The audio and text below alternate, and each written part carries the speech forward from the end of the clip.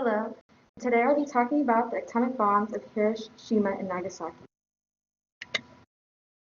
So, revenge is to an exact punishment or the atonement for a wrong on behalf of, especially in a resentful or vindictive spirit. What exactly do we get out of it, and what is there to gain? There is no benefit in pursuing the act of revenge. It leads to self-destruction and harm towards both parties. Today, individuals become enraged in hate and feel the need to be an equalizer for personal gain.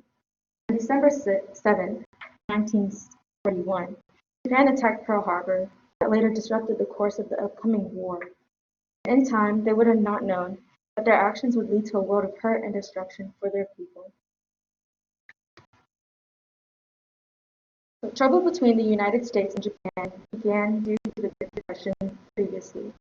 Japan had a plan to fix their economic disputes by conquering other nations and to spread their country towards China and later invading the Philippines to drive out European and American forces that were in charge of that area. Many people look at the devastation from the viewpoint of Americans, but hardly look at how the Japanese people reacted and dealt with the event. Americans during this time were viewed as heroes who were able to avenge themselves. However, to the many people of Japan, we were monsters and the creators of destruction for a long time.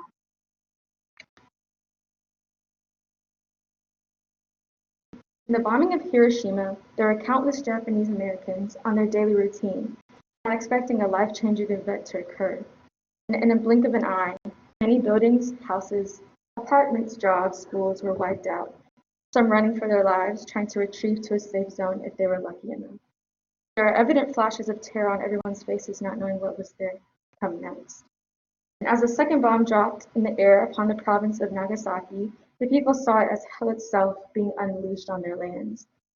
If you will, just envision a vast cascade of lava and fire coming from above and below. For them, there was no escape. The initial physical damage withered, however, there was lasting destruction within the people and the land that they called their home. Here is a picture of Hiroshima before, and then to the left is a picture of after.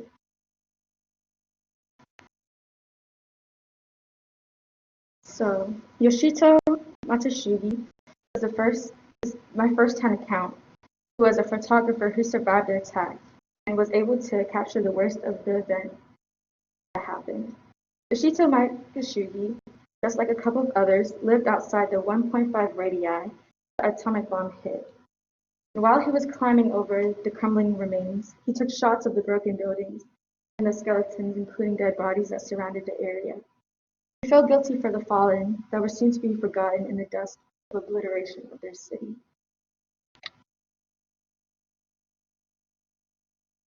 But during his endeavors, taking pictures, he stated, "It was such a cruel sight that I couldn't bring myself to press the shutter. Perhaps I hesitated there for about 20 minutes, but I finally summoned up the courage to take one picture. And I moved 4 or 5 meters forward to take the second picture. And even today, I clearly remember how the viewfinder was clouded over with my tears." Even though he too was a victim of the event, in comparison, his injuries were small, whereas there were people dying and suffering from what they didn't even know was to come. The bombings did not only cause economic damage, but there was deep-rooted pain while Japan became a scarred nation in the hands of America and their bombs. The drastic decision of the US caused many suffering and long-lasting destruction. On that day alone, around 35,000 people were injured, while around 80,000 people died. Leftover radioactive waste and radiation from the bomb caused people to have high risk of leukemia, followed by possibilities of cancer of the stomach, lung, liver, and breast. And the healing process of the land and the people took about 3 years. So here's a picture after the bombing where Japan surrendered, which later ended the World War II. So a memorable quote from Yoshito Matsushige stated, "Those of us who experienced all these hardships, we hope that such suffering will never be experienced again by our children and our grandchildren. Not only our children and our grandchildren, but all future generations should not have to go through this tragedy. That is why I want young people to listen to our testimonies and to choose the right path, the path that leads to peace. To remember those who have fallen on August 6th of every year, many citizens of Japan and ambassadors across the world come to console the spirits who have passed by praying and lighting lanterns in remembrance and hope for lasting world peace.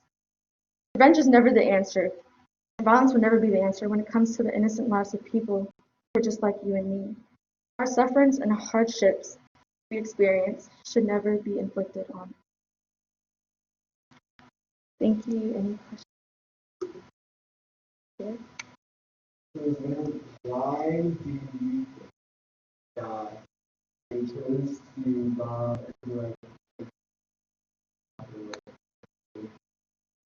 So you're asking why they would choose a city like Hiroshima rather than capital Tokyo?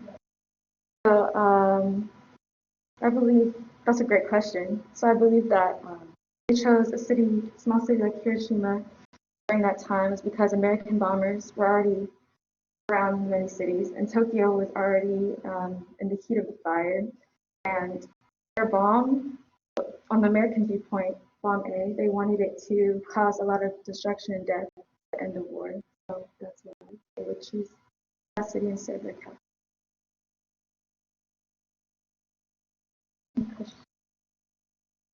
There was a planned invasion for Japan from America. Do you know what the casualty count that they estimated was going to be invading Japan?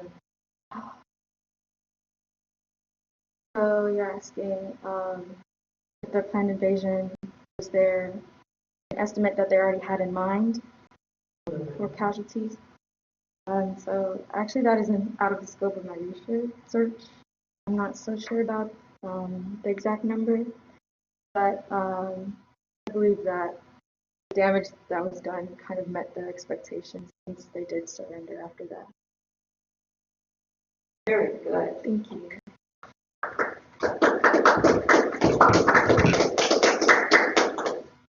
All right, before I let you guys go, we have a few minutes, and sorry. I want to talk about Module 4, and it's now open for you. So,